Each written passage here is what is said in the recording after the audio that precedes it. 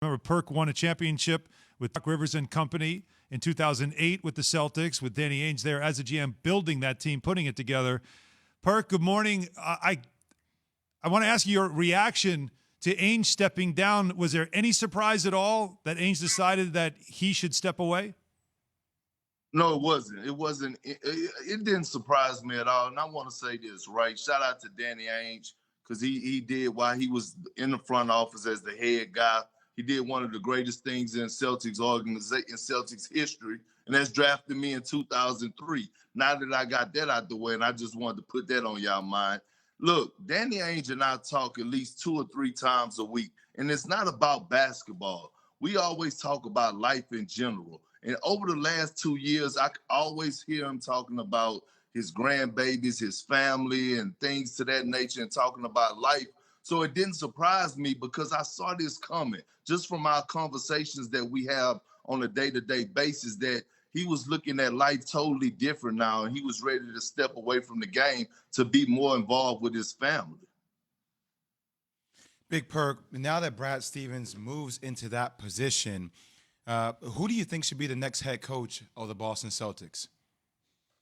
You know what? I think it should be Sam Cassell, to be honest. We're talking about a guy that won a championship in Boston, all right, that won 2 championships as a player with the Rockets. He's been around. He's played with Hall of Famers like Akeem Olajuwon and Kevin Garnett and Ray Allen. And he served his time as an assistant, right?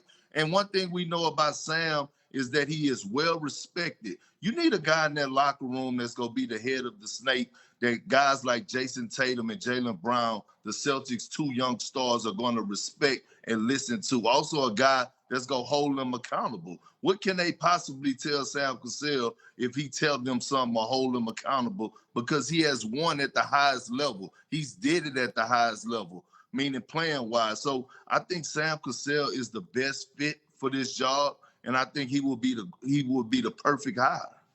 Now he's hired as the head coach in Boston.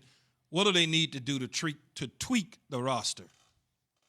Well, first of all, everyone needs to get reevaluated except for Jaylen Brown, Jason Tatum, and Robert Williams. They need to figure out what they want to do with Kemba Walker, right?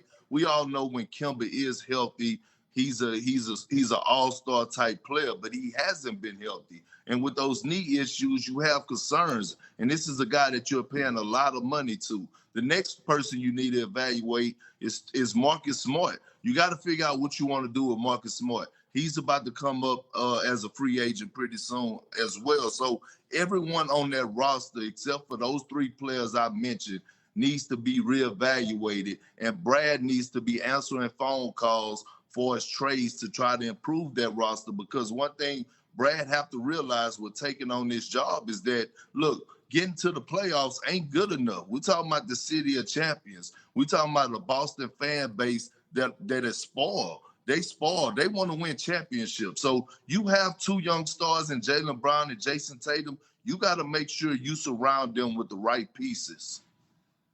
KP,